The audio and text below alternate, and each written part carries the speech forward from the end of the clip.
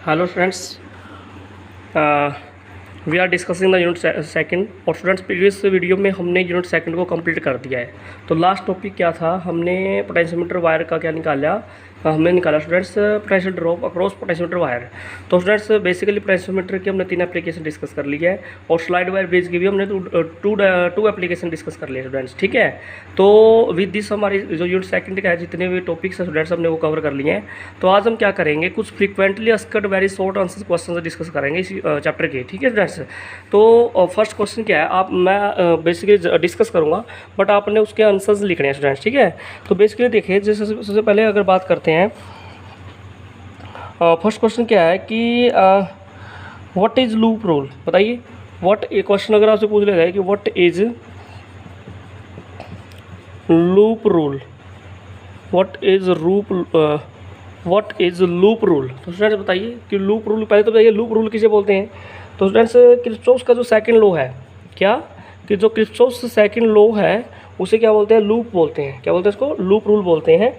जो मैंने आपको अब किरचॉफ सेकंड लॉ करवाया है ना, तो वह उसको आप एज इट इज लिख दोगे बस। बट आपको ये पता होना चाहिए कि लूप रूल किसे बोलते हैं, किरचॉफ के सेकंड लॉ को बोलते हैं लूप रूल, ठीक है। जक्सन रूल किसे बोलते हैं, किरचॉफ के फर्स्ट लॉ को क्या बोलते हैं, जक्सन रूल बोलते हैं। ये आपने याद रखना है, ठीक है। अब सेकंड क्वेश्चन है स्टूडेंट्स, काफ़ी इंपॉर्टेंट है। नेम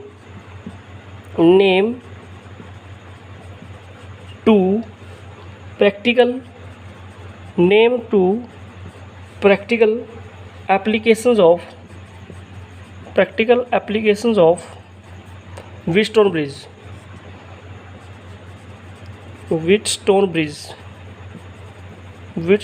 जो मैंने आपको बताया था स्टूडेंट्स, व्हीटस्टोन ब्रिज क्या था, एक ब्रिज था जो 4 रेजिस्टेंसेस होती हैं उसके अंदर, ठीक है। तो उस ब्रिज को हम क्या बोलते हैं, व्हीटस्टोन ब्रिज बोलते हैं। तो वो कहते हैं कि 2 प्रैक्टिकल एप्लीकेशन बताइए व्हीटस्टोन ब्रिज की, कौन कौन सी प्रैक्टिकल एप्लीकेशन हो सकती हैं। तो फर्स्ट एप्लीकेशन क्या है कि देखो, आपके पास पता है कि जो व्हीटस्टोन ब्रिज है बेसिकली ये होता है ना, अगर आपको याद हो, it consist of 4 unknown resistance like this one, it consist of 4 resistances in the bridge form, ठीक है। ये ब्रिज आपका बन गया था, ठीक है। तो ये आपका गैल्वेनोमीटर था, ठीक है। तो ये ब्रिज बन गया, ठीक है। तो बेसिकली क्या है, PQRS 4 अननोन रेजिस्टेंसेस थी।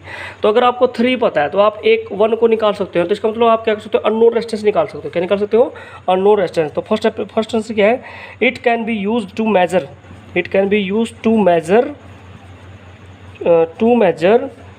अननोन रेजिस्टेंस, ठीक है जी। तो अननोन रेजिस्टेंस निकाल सकते हैं। पहले फर्स्ट यूज़ क्या है, टू मेजर अननोन रेजिस्टेंस, ठीक है जी। और to compare two unknown resistances, ठीक है। तो हम अननोन रेजिस्टेंसेज की कंपैरिजन भी कर सकते हैं, ठीक है। Second application, it can be use to measure unknown temperature by measuring the resistance of the conductor, ठीक है। तो क्या कर सकते हैं, we can use to major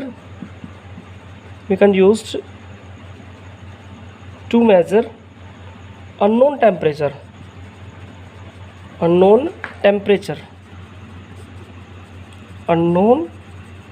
निकाल सकते हैं, मेजर कर सकते हैं by measuring the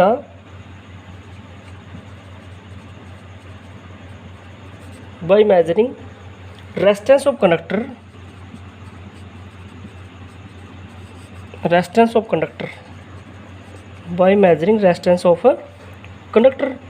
at 0 degree Celsius and 100 degree Celsius, ठीक है।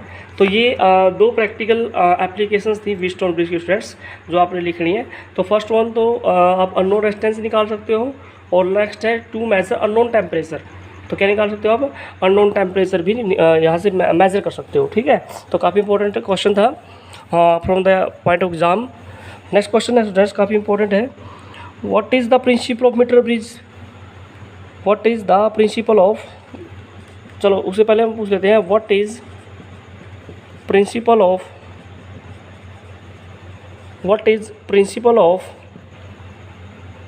मीटर ब्रिज का प्रिंसिपल बताइए। What is principle of metre bridge का प्रिंसिपल बताइए। तो काफ़ी सिंपल है ना, it is based on Wheatstone bridge, तो जो व्हीटस्टोन ब्रिज है वो उस वही जो प्रिंसिपल व्हीटस्टोन ब्रिज है ना, उसी का वही प्रिंसिपल किसका है, मीटर ब्रिज का है। ठीक है, तो मीटर ब्रिज क्या है, प्रैक्टिकल एप्लीकेशन है किसकी, व्हीटस्टोन ब्रिज की, जो मैंने आपको लिखवाया था स्टूडेंट। ठीक है, तो ये आपने याद रखना है। नेक्स्ट क्वेश्चन काफ़ी इंपॉर्टेंट है क्वेश्चन स्टूडेंट्स। नेक्स्ट बताइए, name the device use to measure EMF of cell. Name device, अपने डिवाइस का नेम बता रहे हैं students. Name device use to या use for measuring, name device use for measuring EMF of cell, EMF of cell या EMF of cell. तो ऐसी device बताइए जो यूज़ की जाती है for measuring EMF of cell. तो मैंने आपको बताया था students, answer is potentiometer. Answer is potentiometer. Answer simple है, पोटेंशियोमीटर। ठीक है, तो इजी सा आंसर था ना। नेक्स्ट क्वेश्चन देखिए, why potentiometer named as potentiometer. Potentiometer को पोटेंशियोमीटर क्यों कहते हैं? आंसर सिंपल है, because it is use to measure potential difference. ठीक है, it is use to measure potential difference. ठीक है, तो नेक्स्ट क्वेश्चन है students, of which material, question है काफ़ी important, of which material, of which material is a potentiometer wire, a potentiometer wire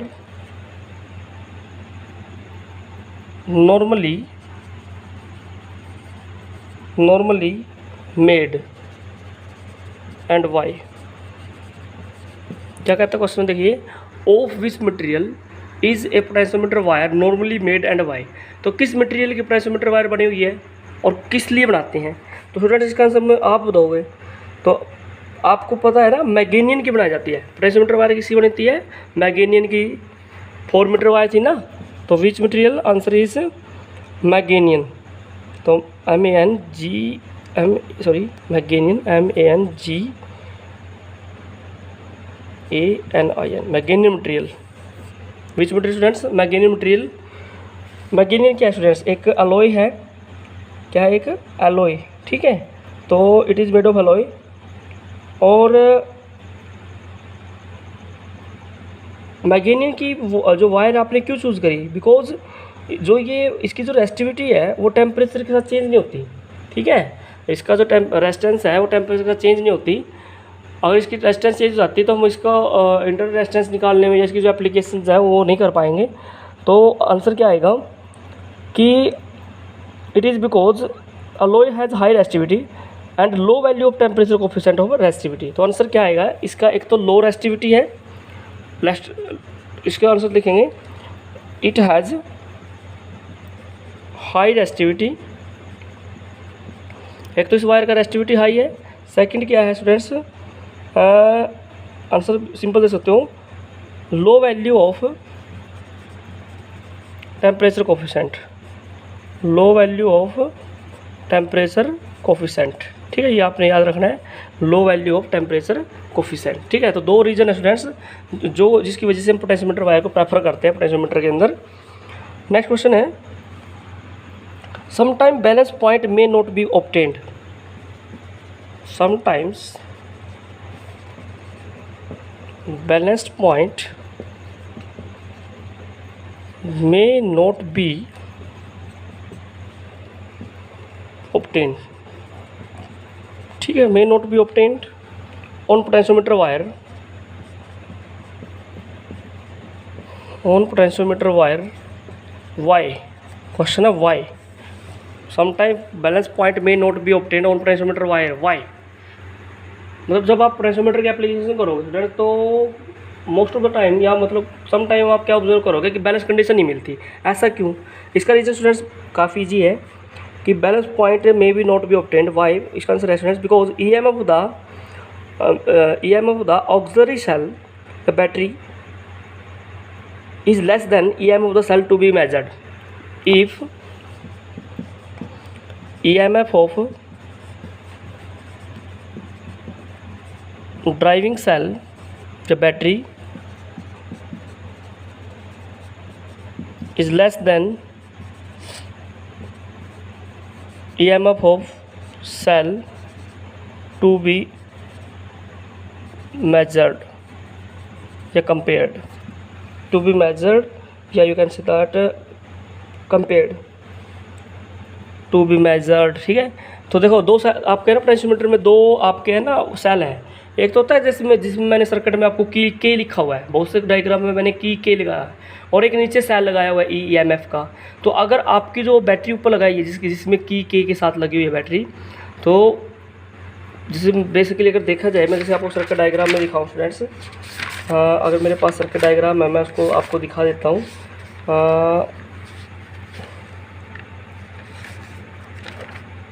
देखो यहाँ पे देखिए आप, मैं सर्किट डायग्राम बता रहा हूँ आपको।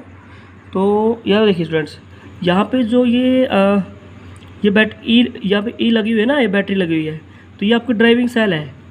और एक ये जो सेल यहाँ पे लगाया हुआ है आपने, जैसे वोल्टेज यहाँ पे सेल लगाया हुआ है, ये आपने सेल यहाँ पे लगाया हुआ है E1 एंड E2, ठीक है ना, ये लगाए हुए हैं ना आपने E1, और ये आपके हैं सेल ऐसे जिनको आपने कंपैरिजन करना, और ये आपके ड्राइविंग सेल।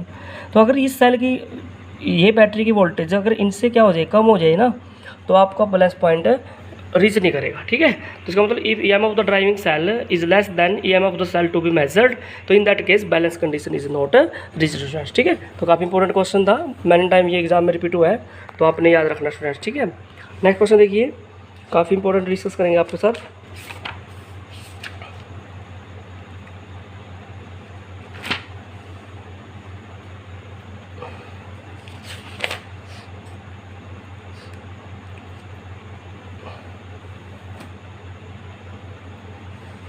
अच्छा बताइए, name the device used for measuring internal resistance of secondary cell, that is potentiometer.